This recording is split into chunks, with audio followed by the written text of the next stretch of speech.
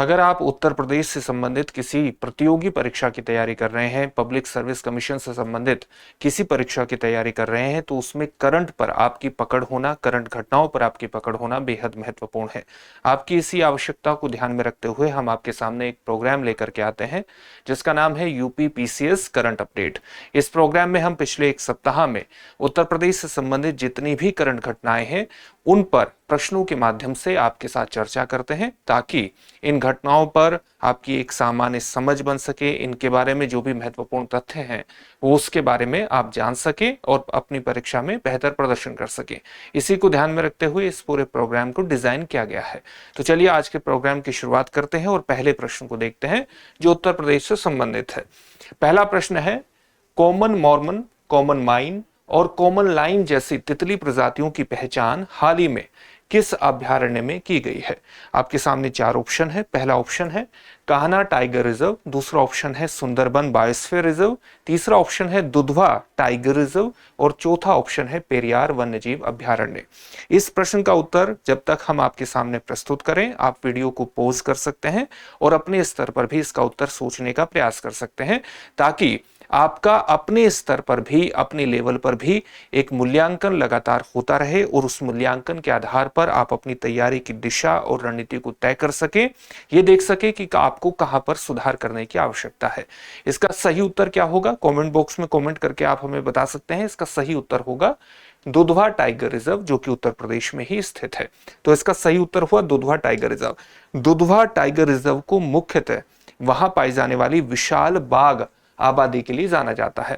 अब तितलियों की 180 प्रजातियों का भी आश्रय स्थल दुधवा टाइगर रिजर्व सामान्य तौर से बन गया है। जब हम तितलियों की बात करते हैं, किसी अभयारण्य में तितलियों की उपस्थिति की बात करते हैं, तो इतना हमें मान लेना चाहिए कि तितलियों की उपस्थिति अपने आप में वहां के पारिस्थितिकी तंत्र की बेहतर स्थिति को प्रदर्शित करती है, एक बेहतर पारिस्थितिकी तंत्र की उपस्थिति को प्रदर्शित करती है। क्यों ऐसा माना जाता है? क्योंकि तितलियों की उपस्थिति अपने आप में एक बायो इंडिकेटर है। इस प्रकार का बायो इंडिकेटर है, जैव संकेतक है कि वहां की जैव विविधता सही तरह से काम कर रही है उस क्षेत्र की। क्यों? क्योंकि तितलियां अपने पर्यावरण के प्रति, अपनी जलवायु के प्रति बेहद संवेदनशील होती है। अगर किसी क्षेत्र के तापमान में, वहां की आर्द्रता में, वहां की वर्षा की स्थितियों में बहुत परिवर्तन होता है और मौसम के पैटर्न में परिवर्तन होता है, तो उसका प्रभाव तितलियों पर बहुत तेजी से पड़ता है। इसलिए अगर किसी भी क्षेत्र में तितलियों की पर्याप्त संख्या है तो वो अपने आप में एक बेहतर जैव विविधता, बेहतर पारिस्थितिकी तंत्र का एक इंडिकेटर माना जाता है, एक संकेतक माना जाता है। इसलिए अगर दुधवा टाइगर रिजर्व में तितलियों की संख्या ज्यादा है तो इसका मतलब है कि वहां पर जैव विविधता, पारिस्थितिकी तंत्र बेहतर स्थिति में है। एक स्वस्थ पारिस्थितिकी तंत्र और बेहतर संरक्षण प्रयासों का संकेत माना जाता है तितलियों की अलग अलग प्रजातियों की वहां पर उपस्थिति होना, और 180 प्रजातियों का माना जा रहा है कि दुधवा टाइगर रिजर्व में स्थित है। तितली प्रजातियों में वृद्धि पर हाल ही में लखनऊ विश्वविद्यालय ने एक महत्वपूर्ण अध्ययन किया है, एक सर्वेक्षण किया है, और इस सर्वेक्षण में डीटीआर यानी दुधवा टाइगर रिजर्व में 180 से अधिक तितली प्रजातियों को दर्ज किया है, जबकि पहले ज्ञात संख्या कितनी थी? केवल 45 थी। इस बाबत ही ये माना जा रहा है कि लगभग 180 प्रजातियां यहां पर हो सकती हैं दुधवा टाइगर रिजर्व में। अगर हम प्रवासी और दुर्लभ प्रजातियों की बात करें तो ऐसा माना जा रहा है कि उत्तराखंड से आने वाली प्रवासी तितलियां, यानी तितलियों की जो प्रवासी प्रजातियां हैं जो कि उत्तराखंड से आ रही हैं, वो ही उत्तर प्रदेश में बढ़ती विविधता में महत्वपूर्ण योगदान दे रही है। कौन कौन सी तितलियों की प्रजाति है जिनकी पहचान दुधवा टाइगर रिजर्व में हुई है? एक है common Mormon, common mime, common lime, tawny coster, gaudy baron जो कि बेहद दुर्लभ मानी जाती है, striped tiger, common tiger. Common tiger में स्त्रीलिंग और पुल्लिंग, एक प्रकार से आप नर और मादा दोनों उपस्थित हैं। इसी तरह से दुर्लभ ग्रे काउंट और कमांडर जैसी प्रजातियां, जैसी तितली प्रजातियां यहां पर पाई गई हैं। और जैसा कि आपको बताया कि तितलियां किसी भी पारिस्थितिकी तंत्र या किसी भी बायोडायवर्सिटी का जो हॉट स्पॉट होता है उसमें एक महत्वपूर्ण जैव संकेतक, एक बायो इंडिकेटर के रूप में जानी जाती है, क्योंकि अपने जलवायु परिवर्तन जैसी चीजों के प्रति बेहद संवेदनशील होती है, अपनी जलवायु के प्रति संवेदनशील होती है, मौसम के प्रति काफी संवेदनशील इनको माना जाता है, और केवल स्वस्थ वातावरण में ही ये रह सकती हैं, जहां के वातावरण में तापमान के स्तर पर, आर्द्रता के स्तर पर या बरसात के स्तर पर कोई बहुत बड़ा ड्रास्टिक चेंज नहीं होता है और अपने आप में एक बेहतर संतुलित अवस्था में पारिस्थितिकी तंत्र विद्यमान रहता है। इस प्रकार से इनकी उपस्थिति अपने आप में एक अधिक स्वस्थ और संतुलित पारिस्थितिकी तंत्र का संकेत है।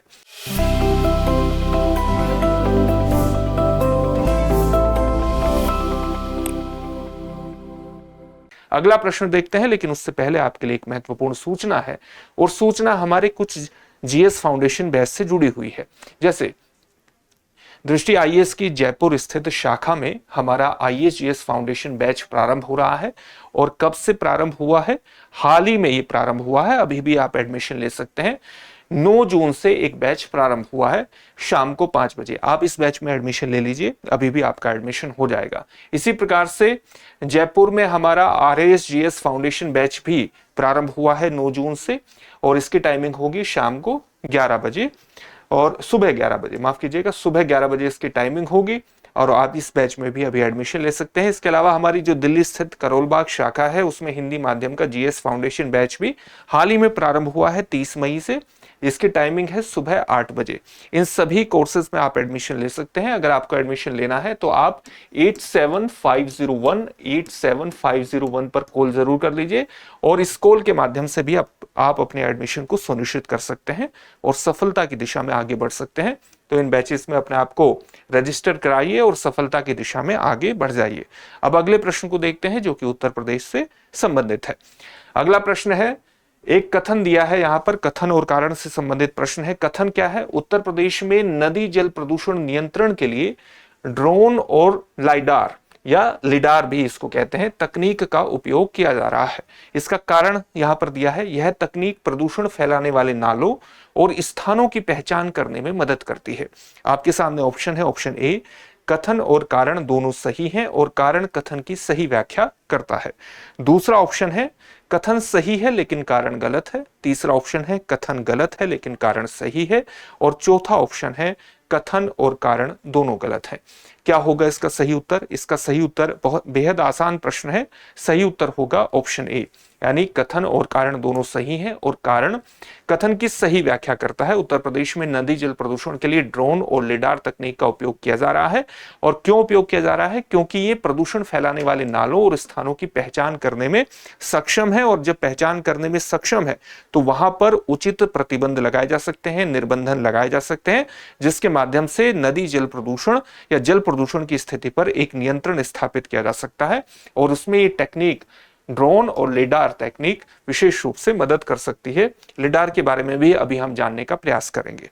ये पूरा टॉपिक चर्चा में इसलिए है क्योंकि आप जानते हैं कि हाल ही में विश्व पर्यावरण दिवस 5 जून को मनाया गया है। तो विश्व पर्यावरण दिवस पर नमामि गंगे मिशन के तहत एक विशेष कार्यक्रम का आयोजन उत्तर प्रदेश के बुलंदशहर में आयोजित किया गया, और इसमें पारिस्थितिकी बहाली यानी इकोसिस्टम के रेस्टोरेशन, उसे पुनः बहाल करने, अगर कहीं पर वो खराब हुआ है तो उसको पुनः उसी स्थिति में लाने जिस स्थिति में वो पहले था। रेस्टोरेशन का मतलब ये है टिकाऊ प्रथाओं, यानी जो हमारी सस्टेनेबल प्रैक्टिसेस हैं, ऐसी प्रैक्टिसेस जो पर्यावरण पर किसी प्रकार का नकारात्मक प्रभाव न डालें, और नदी संरक्षण के लिए जो आधुनिक तकनीक है उस पर ध्यान केंद्रित किया गया। इस पूरे बुलंदशहर में जो विशेष कार्यक्रम आयोजन किया गया था, इसमें कुछ सीवेज और प्रदूषण नियंत्रण उपायों पर भी चर्चा हुई। जैसे गंगा बेसिन में स्थित सीवेज ट्रीटमेंट प्लांट अनुपचारित, यानी ऐसा जल जो कि उपचारित नहीं है, अपशिष्ट जल को नदी में जाने से रोक रहे हैं। तो गंगा नदी बेसिन में जो स्थित सीवेज ट्रीटमेंट प्लांट बनाए गए हैं, वो अनुपचारित अपशिष्ट जल को अब नदी में जाने से रोक रहे हैं। कौन रोक रहा है? सीवेज ट्रीटमेंट प्लांट रोक रहे हैं, और उनका जो स्थापना है वो वस्तुतः जो अपशिष्ट जल है, जो अनुपचारित अपशिष्ट जल है, उसको एक प्रकार से संसाधित करके, एक प्रकार से प्रोसेस करके शुद्ध करने का होता है। प्रदूषण फैलाने वालों के खिलाफ सख्त कार्रवाई पर जोर दिया गया, और साथ ही सामुदायिक नदी संरक्षकों, गंगा प्रहरियों की महत्वपूर्ण भूमिका पर भी जोर दिया गया है। प्राकृतिक खेती को बढ़ावा देने के अंतर्गत भी कुछ महत्वपूर्ण बातें हुई, जैसे रासायनिक उर्वरकों के उपयोग को कम करने, मृदा स्वास्थ्य में सुधार लाने और नदियों में अपवाहक रोकने के लिए प्राकृतिक खेती को बढ़ावा दिया गया। इस प्रकार ये सारी चर्चाएं हुई हैं कि उत्तर प्रदेश में इस प्रकार से रासायनिक उर्वरकों के उपयोग को कम करने के प्रयास किए जा रहे हैं ताकि नदी जल प्रदूषण कम से कम हो। सतत कृषि जल संरक्षण को बढ़ावा देने के लिए पारंपरिक जैव आगतों की सिफारिश भी इसके अंतर्गत की गई है। अगर हम कुछ महत्वपूर्ण तकनीकी हस्तक्षेपों की बात करें तो प्रदूषण के प्रमुख स्थानों की पहचान करने और नदी में प्रवेश करने वाले नालों का पता लगाने के लिए ड्रोन और lidar light detection and ranging सर्वेक्षण जैसे आधुनिक उपकरणों का उपयोग किया जा रहा है। जब हम लिडार की बात करते हैं तो ये एक रिमोट सेंसिंग तकनीक है जो लेजर के माध्यम से किसी स्थान की और उसके आकार के बारे में और उसकी दूरी के बारे में पता लगाने का प्रयास करती है, और हम किसी भी नाले के या किसी ऐसे प्रवाह क्या पता लगा सकते हैं जो कि नदी जल प्रदूषण को प्रदूषित करता है। तो इन तकनीकों के माध्यम से जब हम उसकी पहचान कर लेते हैं तो वहां पर पहचान करने के बाद उसके जल को किसी भी नदी में जाने से रोकते हैं और इससे जल प्रदूषण को दूर करने में हमें मदद मिलती है। अगला प्रश्न देखते हैं। अगला प्रश्न है, उत्तर प्रदेश सरकार ने राज्य पुलिस बल में पूर्व अग्निवीरों को कितने प्रतिशत क्षैतिज आरक्षण हॉरिजॉन्टल आरक्षण देने की घोषणा की है? आपके सामने ऑप्शन क्या है? पहला ऑप्शन है 10%, दूसरा ऑप्शन है 15%, तीसरा ऑप्शन है 20% और चौथा ऑप्शन है 25%। क्या होगा इसका सही उत्तर? सही उत्तर होगा इसका 20%। चलिए इसके बारे में भी कुछ सामान्य जानकारी हासिल करते हैं। हाल ही में उत्तर प्रदेश सरकार ने एक महत्वपूर्ण निर्णय लिया है और वो निर्णय है कि राज्य पुलिस बल में विभिन्न पदों पर पूर्व अग्निवीरों को 20% क्षैतिज आरक्षण दिया जाएगा। ये घोषणा हो चुकी है। आरक्षण के अतिरिक्त सरकार ने उनकी भर्ती को आसान बनाने के लिए एक और महत्वपूर्ण निर्णय लिया है और उन्हें उनकी आयु में 3 वर्ष की छूट भी प्रदान की है ताकि वो बेहतर स्थिति में आ सके राज्य पुलिस बल के अंतर्गत उनकी भर्ती के दौरान। अग्निपथ योजना के बारे में कुछ जान लेते हैं, कुछ बेसिक चीजें जान लेते हैं। अग्निवीर शब्द का अर्थ क्या है? अग्नि योद्धा, और ये एक नई सैन्य रैंक है। आप ये जानते हैं ये योजना उन सैन्य कर्मियों की भर्ती के लिए लागू की गई थी जो अधिकारी रैंक के नीचे होते हैं, जैसे सैनिक, वायुसैनिक यानी एयरमैन और नाविक यानी सेलर। जो भारतीय सशस्त्र बलों में कमीशन प्राप्त अधिकारी नहीं होते उनके लिए योजना थी जिसको हम अग्निपथ योजना के नाम से जानते हैं, जिसके माध्यम से हम जो व्यक्ति भर्ती होते हैं, रंगरूट भर्ती होते हैं, उनको हम अग्निवीर के नाम से संबोधित करते हैं। उनकी रैंक है। इनकी भर्ती 4 वर्षों की अवधि के लिए होती है, जिसके पश्चात इन अग्निवीरों में से अधिकतम 25% को स्थायी कमीशन यानी अगले 15 वर्षों के लिए योग्यता और संगठनात्मक आवश्यकताओं के आधार पर सेवाओं में शामिल किया जाता है। ये बेसिक बात हुई। वर्तमान में चिकित्सा शाखा के तकनीकी संवर्ग को छोड़कर सभी सैनिक, वायुसैनिक और नाविकों की जो भर्ती है वो इसी योजना के अंतर्गत की जा रही है। केवल एक संवर्ग को छोड़कर, एक वर्ग को छोड़कर के, चिकित्सा शाखा के तकनीकी संवर्ग को छोड़कर के बाकी सभी सैनिक, नौसैनिक और नाविकों की भर्ती इसी अग्निपथ योजना के माध्यम से की जा रही है। अगले प्रश्न की तरफ बढ़ते हैं। अगला प्रश्न है, कथन है यहां पर 2। पहला कथन है, मूलगंध कुटी विहार सारनाथ में स्थित है और यह एक प्रमुख बौद्ध स्थल है। दूसरा कथन आपके सामने क्या है? यह विहार बुद्ध के जन्म स्थान पर स्थित है। उपर्युक्त में से कौन सा या से कथन सही है या है? आपके सामने ऑप्शन है। ऑप्शन ए केवल कथन 1 सही है, ऑप्शन बी केवल कथन 2 सही है, ऑप्शन सी दोनों कथन सही हैं और ऑप्शन डी न तो 1 सही है और न ही 2 सही है। तो यहां पर अगर आप देखेंगे तो पहला कथन बिल्कुल सही दिया है। सारनाथ में ही मूलगंध कुटी विहार है और प्रमुख बौद्ध स्थल है। ये विहार बुद्ध के जन्म स्थान पर स्थित है। ये कथन गलत है क्योंकि सारनाथ में आप जानते हैं कि बुद्ध ने अपना प्रथम उपदेश दिया था, उनका जन्म वहां पर नहीं हुआ था। इस प्रकार से यहां कथन केवल 1 सही है, यानी ऑप्शन ए सही हो जाएगा। चलिए इसके बारे में कुछ महत्वपूर्ण जानकारी हासिल कर लेते हैं कि यह पूरा टॉपिक चर्चा में क्यों आया है। हाल ही में राष्ट्रीय संग्रहालय जो कि नई दिल्ली में स्थित है, वहां पर एक श्रद्धा समारोह आयोजित किया गया ताकि जो भक्तगण हैं वो बुद्ध के पवित्र अवशेषों को अंतिम श्रद्धांजलि देने के लिए आ सके, एकत्र हो सके। क्यों एकत्र हो सके? क्योंकि इसके बाद बुद्ध के ये पवित्र अवशेष उत्तर प्रदेश के सारनाथ में मूलगंध कुटी विहार मंदिर में पुनः प्रतिष्ठापित किए जाएंगे। इस मुद्दे को पूरी तरह से समझ लेते हैं। ये पूरा जो समारोह है वो राष्ट्रीय संग्रहालय और अंतर्राष्ट्रीय बौद्ध परिसंघ द्वारा संस्कृति मंत्रालय के सहयोग से आयोजित किया गया। अब हम इन अवशेषों के बारे में जानते हैं कि ऐसे कौन से अवशेष हैं जो कि सारनाथ में पुनः प्रतिष्ठापित किए जाएंगे, और उससे पहले वो नई दिल्ली के राष्ट्रीय संग्रहालय में थे और वहां पर एक आयोजन किया गया उनके सारनाथ जाने से पहले। अवशेषों के बारे में जान लेते हैं। ये अवशेष उत्तर प्रदेश के सारनाथ स्थित मूलगंध कुटी विहार से संबंधित हैं और ये विहार महाबोधि सोसाइटी द्वारा संचालित है, जिसकी स्थापना अंगारिका धर्मपाल ने की थी। इन अवशेषों की खुदाई कब हुई थी? 1927 से 1931 के दौरान हुई थी। और कहां पर हुई थी? नागार्जुन कोंडा आंध्र प्रदेश में एच लोंगहस्ट के द्वारा करवाई गई थी। इन अवशेषों को 27 दिसंबर 1932 को राय बहादुर दयाराम साहनी ने भारत के वायसरॉय की ओर से महाबोधि सोसाइटी को सौंप दिया था। अब ये महाबोधि सोसाइटी कहां पर इसको ले जाएगी? सारनाथ में ले जाएगी और वहां पर इनका पुनः प्रतिष्ठापन करेगी। अगले प्रश्न की तरफ बढ़ते हैं। अगला प्रश्न है, उत्तर प्रदेश सरकार की सतत विमानन ईंधन यानी सस्टेनेबल एविएशन फ्यूल विनिर्माण नीति 2025 का मुख्य उद्देश्य क्या है? आपके सामने ऑप्शन क्या है? पहला ऑप्शन है हवाई अड्डों का निजीकरण, दूसरा ऑप्शन है पारंपरिक ईंधन का उत्पादन, तीसरा ऑप्शन है डीजल उत्पादन को बढ़ावा देना और चौथा ऑप्शन है कृषि अपशिष्ट से सतत विमानन ईंधन यानी सस्टेनेबल एविएशन फ्यूल का निर्माण करना। इसका सही उत्तर क्या होगा? अगर आप इसको थोड़ा सा भी समझने का प्रयास करेंगे तो इसका सही उत्तर होगा कृषि अपशिष्ट से सतत विमानन ईंधन का निर्माण करना। न केवल इसमें कृषि अपशिष्ट का इस्तेमाल किया जाएगा बल्कि अन्य अपशिष्टों का भी इस्तेमाल होगा। उसको हम देख लेते हैं कि किस प्रकार से ये नीति काम करेगी। उत्तर प्रदेश सरकार ने कृषि अपशिष्ट को जेट ईंधन में परिवर्तित करने हेतु सतत विमानन ईंधन विनिर्माण नीति 2025 की रूपरेखा हाल ही में प्रस्तुत की थी और इस नीति की रूपरेखा पर विचार विमर्श हेतु लखनऊ में इन्वेस्ट यूपी द्वारा एक उच्च स्तरीय गोलमेज सम्मेलन का भी हाल ही में आयोजन हुआ। अब ये सस्टेनेबल एविएशन फ्यूल के बारे में जान लेते हैं। ये कृषि अपशिष्ट, नगर ठोस अपशिष्ट यानी जो नगर में ठोस कचरा पैदा होता है, ठोस अपशिष्ट पैदा होता है, वो उसका और वन अवशेषों जैसे जो नवीकरणीय स्रोत हैं उनको उत्पादित किया जाता है। उनके माध्यम से इसको उत्पादित किया जाएगा सस्टेनेबल एविएशन फ्यूल को। ये पारंपरिक जेट ईंधन की तुलना में ग्रीन हाउस गैसेस का 80% कम उत्सर्जन करता है, 80% तक कम करने की क्षमता रखता है ग्रीन हाउस गैस उत्सर्जन का। और ग्रीन हाउस गैसेस में कौन कौन सी गैस आ जाती है? आप जानते हैं कि कार्बन डाइऑक्साइड आ जाती है, उसमें मीथेन आ जाती है, क्लोरोफ्लोरोकार्बन्स आ जाती हैं और नाइट्रस ऑक्साइड भी उसके अंतर्गत आ जाती है। तो ये 4 प्रमुख ग्रीन हाउस गैसेस हैं।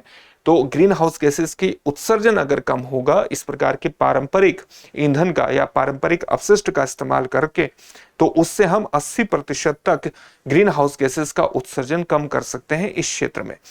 जो सस्टेनेबल एविएशन फ्यूल है उसके उत्पादन के लिए गन्ने के शेरे जैसे स्वदेशी फीडस्टॉक और मेक इन इंडिया तकनीक का उपयोग किया जा रहा है। इसके अंतर्गत ये भी इसका एक महत्वपूर्ण लक्ष्य है। अगर हम नीति के लक्ष्य की बात करें तो गन्ने की खोई यानी गन्ने को एक प्रकार से उसमें से रस निकालने के बाद जो उसका अपशिष्ट बन जाता है, बच जाता है, उसको हम खोई कहते हैं। तो गन्ने की खोई, चावल की भूसी और गेहूं के भूसे जैसे कृषि अपशिष्टों से सतत विमानन ईंधन का उत्पादन करना इस नीति का महत्वपूर्ण उद्देश्य है। इसके अलावा इसका उद्देश्य उत्तर प्रदेश में जैव जेट ईंधन विनिर्माण के लिए औद्योगिक इकाइयां भी स्थापित करना है ताकि उत्तर प्रदेश को औद्योगिक विकास की तरफ भी इस नीति के माध्यम से आगे बढ़ाया जा सके और विनिर्माण क्षेत्र में एक महत्वपूर्ण प्रगति उत्तर प्रदेश में की जा सके। इस पहल से लगभग 2.5 करोड़ किसानों को सीधे लाभ होगा क्योंकि इससे उनकी फसल के अपशिष्ट के लिए नए बाजार उपलब्ध हो जाएंगे और किसानों की आय को बढ़ाने में भी ये नीति एक महत्वपूर्ण भूमिका का निर्वहन कर सकती है।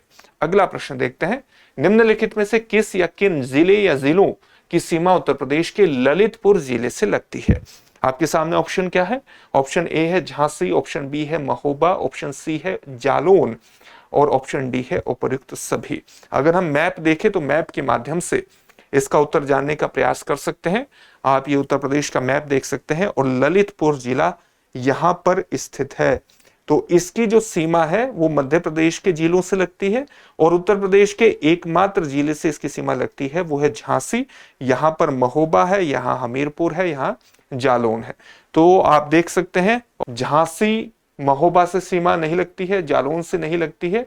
उपर्युक्त सभी का तो सवाल ही नहीं उठता क्योंकि एक ही जिले से इसकी सीमा लगती है और वो है झांसी।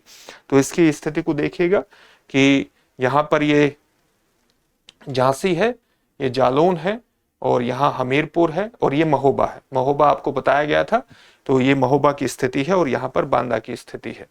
महोबा की भी सीमा और ये जो क्षेत्र है यहाँ विशेष तौर से जान लीजिएगा कि ये जो क्षेत्र है ये बुंदेलखंड के अंतर्गत आता है। तो बुंदेलखंड में एक ऐसा क्षेत्र है जिसमें उत्तर प्रदेश के भी जिले आते हैं और मध्य प्रदेश के भी जिले आते हैं। अगले प्रश्न को देखते हैं। अगला प्रश्न है उत्तर प्रदेश का राजकीय वृक्ष कौन सा है? आपके सामने ऑप्शन क्या है? ऑप्शन ए है पीपल, ऑप्शन बी है बरगद, ऑप्शन सी है अशोक, ऑप्शन डी है आम। तो क्या होगा इसका सही उत्तर? राजकीय वृक्ष कौन सा है उत्तर प्रदेश का? उत्तर प्रदेश का राजकीय वृक्ष है अशोक। चलिए, अशोक वृक्ष है और इसके कुछ महत्वपूर्ण राजकीय चिन्हों के बारे में और जो राजकीय वृक्ष के अलावा जो अन्य राजकीय पशु कौन सा है, राजकीय पुष्प कौन सा है उत्तर प्रदेश का, वो जान लेते हैं। अगर हम राजकीय चिन्ह की बात करें उत्तर प्रदेश के, तो एक वृत्त के भीतर 2 मछलियां आपको यहां देखने को मिलेगी और एक तीर कमान की स्थिति भी आपको यहां देखने को मिलेगी, तीर कमान की स्थिति। तो राजकीय चिन्ह ये उत्तर प्रदेश का है, एक वृत्त के भीतर 2 मछलियां और तीर कमान। अगर हम राजकीय पशु की बात करें तो राजकीय पशु बारहसिंगा है। अगर राजकीय पुष्प की बात करें तो राजकीय पुष्प है पलाश। पलाश राजकीय पुष्प है उत्तर प्रदेश का। राजकीय पक्षी की बात करें तो सारस, जिसे क्रॉन्च भी कहते हैं, वो राजकीय पक्षी है। राजकीय वृक्ष की बात करें तो अशोक वृक्ष उत्तर प्रदेश का राजकीय वृक्ष है। और राजकीय खेल की बात करें तो हॉकी राजकीय खेल है उत्तर प्रदेश का। अब आपके लिए एक अभ्यास प्रश्न है जिसका उत्तर आपको कमेंट बॉक्स में कमेंट करके देना है। अभ्यास प्रश्न क्या है? भारतीय चारागाह एवं चारा अनुसंधान संस्थान कहाँ स्थित है? आपके सामने ऑप्शन है लखनऊ, झांसी, कानपुर या वाराणसी। इस प्रश्न का उत्तर आप हमें कमेंट बॉक्स में कमेंट करके जरूर दीजिएगा। फिर से एक नए सेशन में आपसे मुलाकात होगी। धन्यवाद। डियर व्यूअर्स, अपने एग्जाम की तैयारी को और बेहतर करने के लिए हमारे चैनल को लाइक, शेयर और सब्सक्राइब करना न भूलें।